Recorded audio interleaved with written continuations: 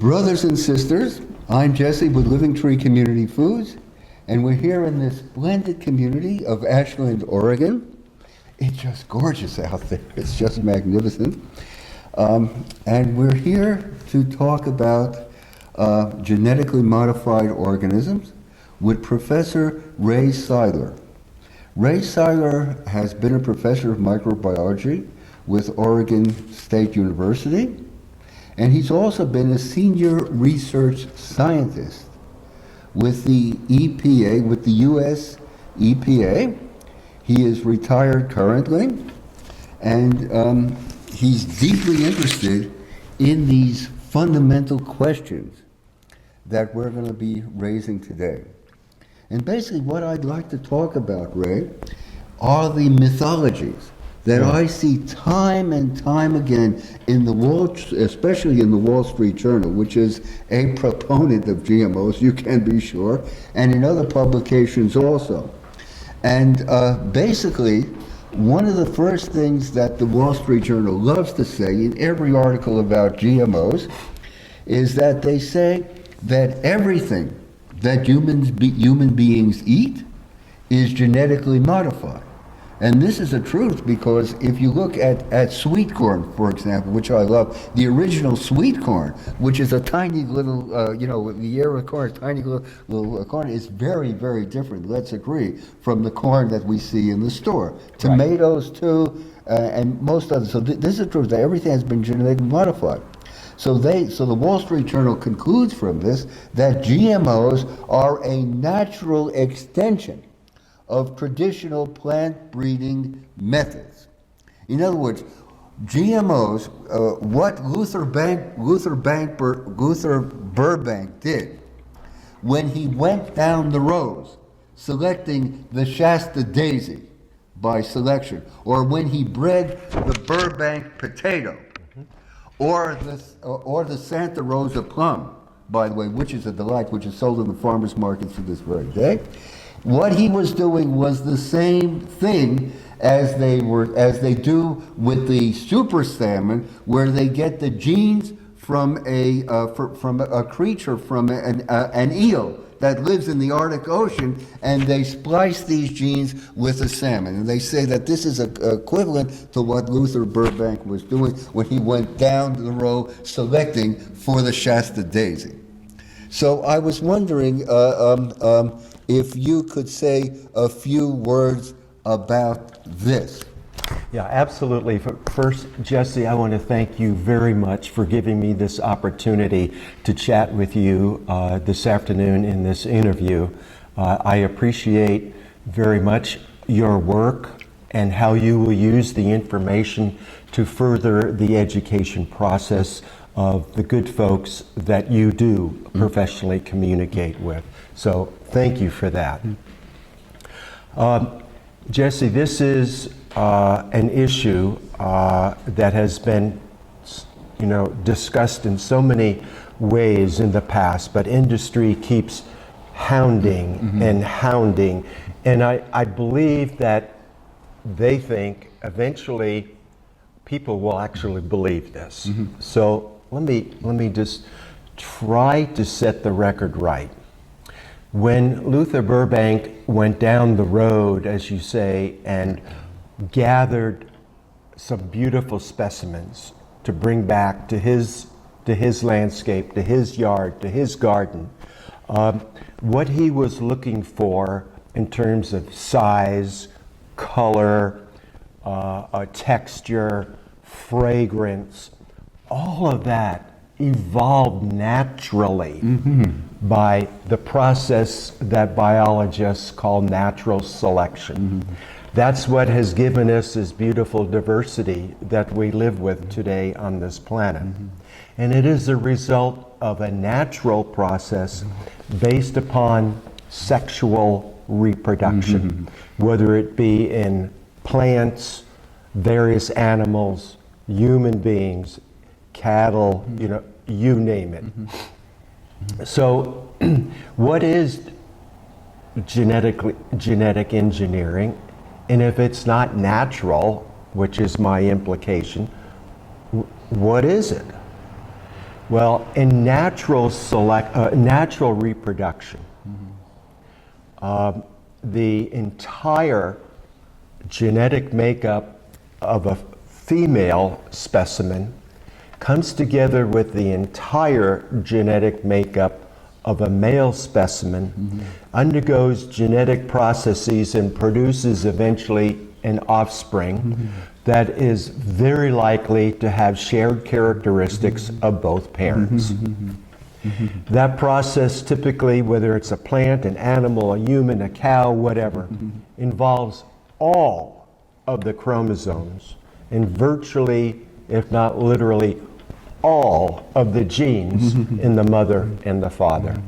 On the other hand, to produce a GMO, we are talking about an artificial, asexual process done in a laboratory under highly controlled conditions in which 2, 3, 4, perhaps 5, more or less genes are typically mechanically inserted through an asexual process on a hit and miss system into some organism to try to improve a characteristic of that organism. So it's not natural. It is not the same as the processes involved in the evolution of life on the planet.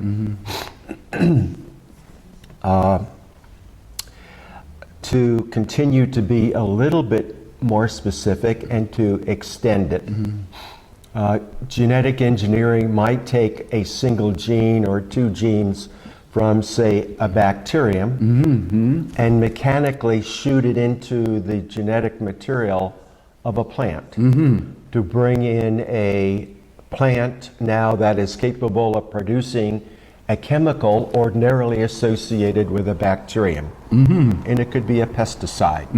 It has been a pesticide, very, very commonly done. Or to take a gene from a bacterium that confers resistance to a weed killer, such as Roundup or glyphosate, and shoot that into a plant to endow that plant with one capability, not the tens of thousands of capabilities that are produced in the offspring from genetic event, but one characteristic, maybe 2 characteristics. That's a genetically engineered organism.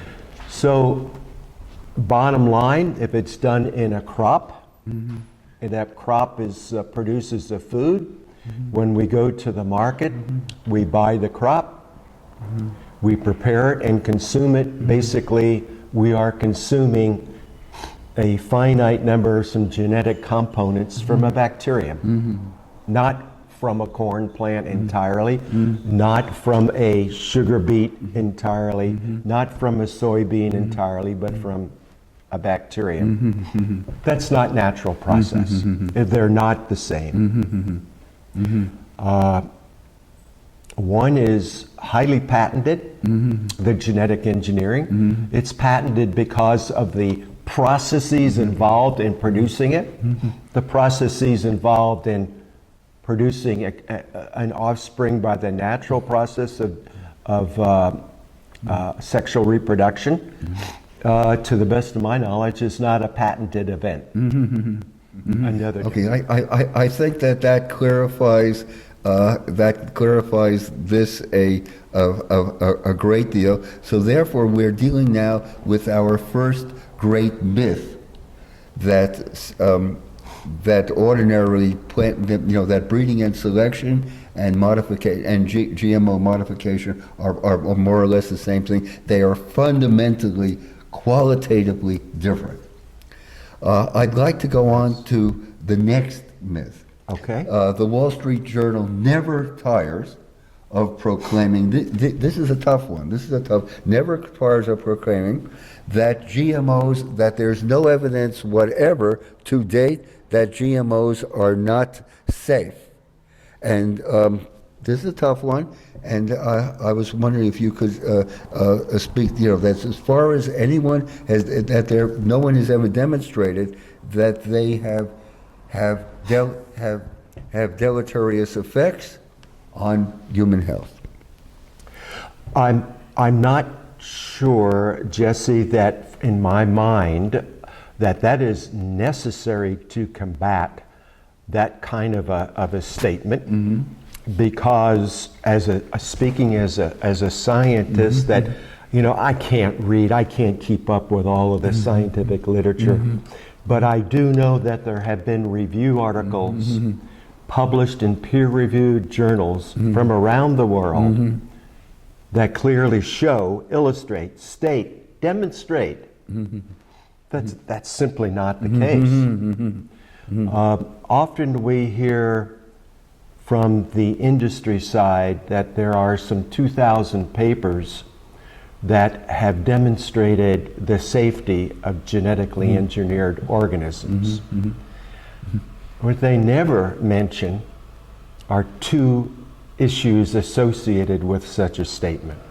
First, the vast majority of those 2,000 papers that they claim address the safety are not fully appreciated, the results of some of those papers are not agreed to by all leading research scientists in the world. So there is no universal agreement among scientists that is a true statement, number one. The industry, in quoting those papers, also doesn't tell us that there's approximately 1,800 papers that have been published in peer-reviewed journals that illustrate some issues associated with genetically engineered organisms. Those issues may be health issues, chronic disease issues, ecological issues, non-target beneficial organisms effects, and so on. A lot of those 2,000 papers that are alluded to by industry are not all dealing with health and safety. A lot of them deal with yields, the benefits, how you can control weeds and other pests, and don't directly deal at all with health effects. So to me, I'm really disappointed that one of the nation's so-called leading newspapers continues to publish this kind of misleading, one-sided information. To me, it either smacks of undue influence from industry, or the authors have not thoroughly reviewed the published scientific literature, or both. And that's not where we want our leading newspapers in this nation to be. My next question is this. GMOs came to the fore, in my understanding, in the 1990s, and they came before the FDA. And how is it that the FDA concluded so rapidly that GMOs were substantially equivalent to conventional foods? Because one would imagine, or one would think that with such a radical disruption to the normal course of events, to the normal sort of food and so on, that this would require, so one would imagine, extended and intensive study and scrutiny. How were they so quick to proclaim the doctrine of substantial equivalence? My simplest, straightforward response with the minimum number of words is that it was not based on science, it was based on politics. Because in the mid to late 1980s, and yes, 1990s, when genetically engineered crops went from nil to millions of acres in the United States, we knew very, very little from a scientific perspective about the consequences of releasing those kinds of products out in the environment and releasing them into the food system of American consumers.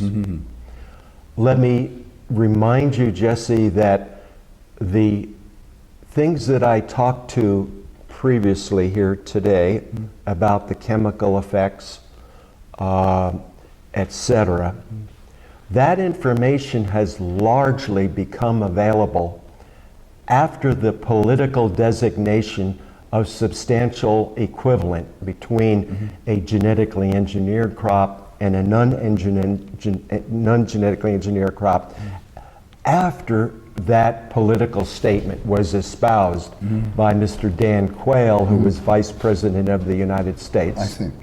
And I want to remind you, the man who, now I'm going to forget, I believe could not spell the word potato, but he knew that genetically engineered crops were substantially equivalent. That's amazing, of course. An intuitive, a profound intuitive insight, indeed. I want to I want to mention something that's happening right now with the current harvest, apple harvest, which is going on right now.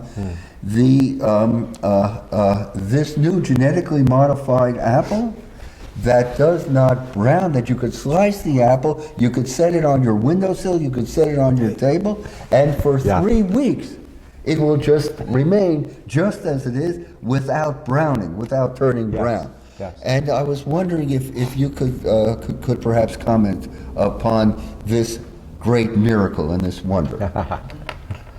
Well, to clarify, we are talking about the Arctic apple, and it's my understanding that, as you just said, those apples will be coming to market this harvest season. And I am grateful that a lot of the nationally known fast food chains have declared they are not going to become a buyer of those apples. So I am guessing that those apples will either go into applesauce and stew, or will wind up in markets in other places around the U.S. And to clarify, as you already said, their claim to fame is one that extends the shelf life, if you will, of these apples. The so-called browning reaction that probably all of us have seen when we slice open an apple is, biologically speaking, a natural response by this particular apples in general. Pretty much all of those apples will turn brown in a matter of minutes, or 5, 10, 15 minutes. And that's a normal reaction in a food item that basically is saying, ouch, I've been injured. This is my healing process, my natural healing process that'll keep away pathogens from my seeds, and that someday I would hope my seeds will wind up in the ground.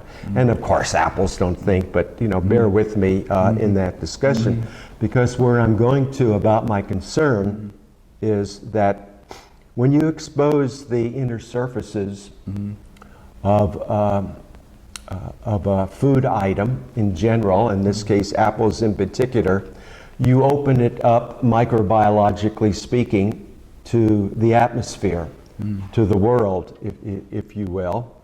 And although these Arctic apples that are genetically engineered may remain white and pure looking like your paper here, that does not allow them to remain free of mold and bacterial contamination.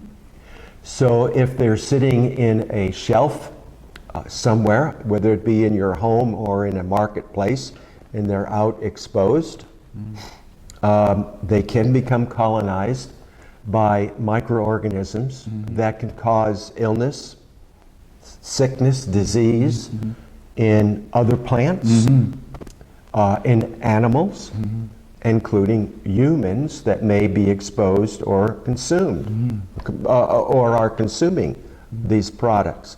You don't hear much about that kind of conversation these days, but in my own research many years ago when I was with the university, we discovered that plants in general harbor many potential human pathogens on their surfaces, on their roots, and if they are exposed, they become rapidly colonized because they have good source of food, not only for you and I, but for other microbes.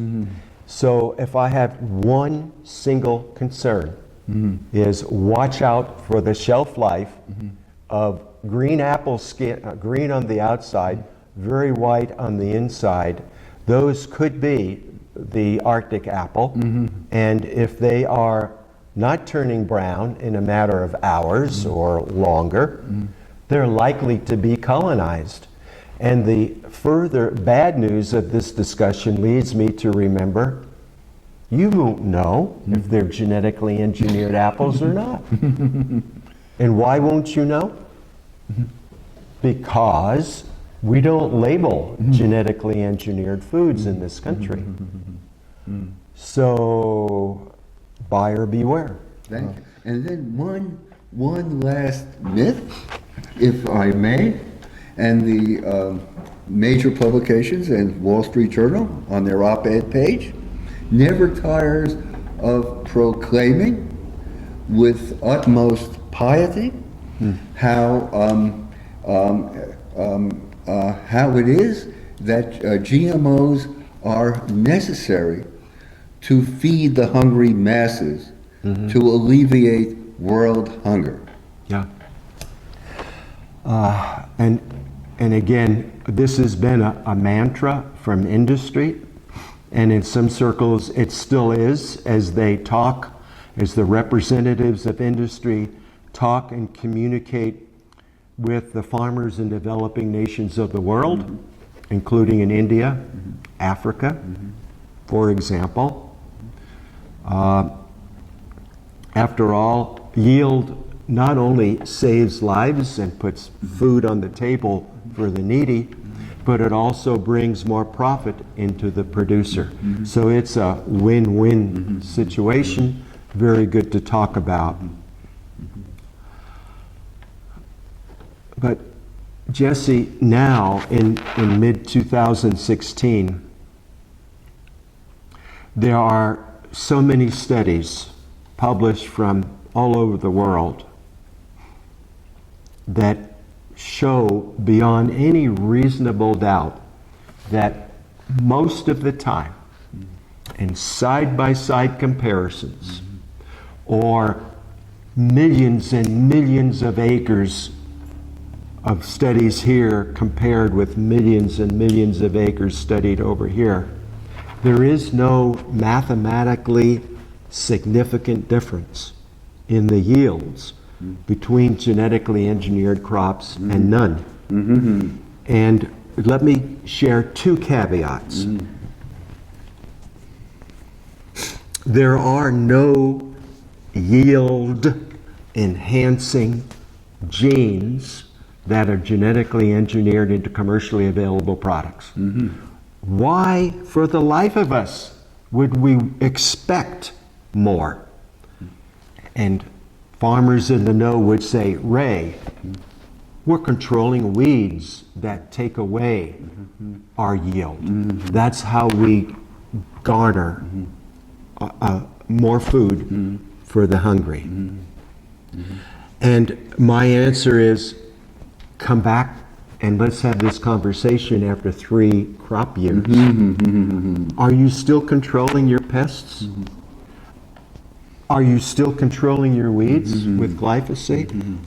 oh, you have to use glyphosate and another weed killer now. Oh, did you know that there are now crops that are resistant to 3 weed killers? Try that and see how that goes, and come back and tell me how your costs compare to Joe over here, who maybe has incredibly clean fields. You might ask him how he achieves that. That'll get your yield up, and you won't have to pay increased technology costs to the seed producers, etc. So thank you, brothers and sisters, for watching this video and for following our discussion. And thank you, Ray, so much for pointing out the dynamics and the intricacies of these procedures. And I would like to conclude with a hopeful note. One of the mightiest thinkers that there ever was,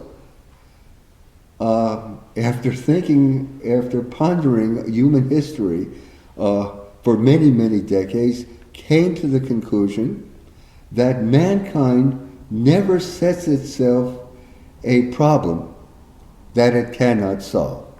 So let's conclude on a hopeful note and a hopeful basis. Thank you so very much indeed. It has been a privilege and honor speaking with you, Ray. Thank you. Thank you likewise, Jesse.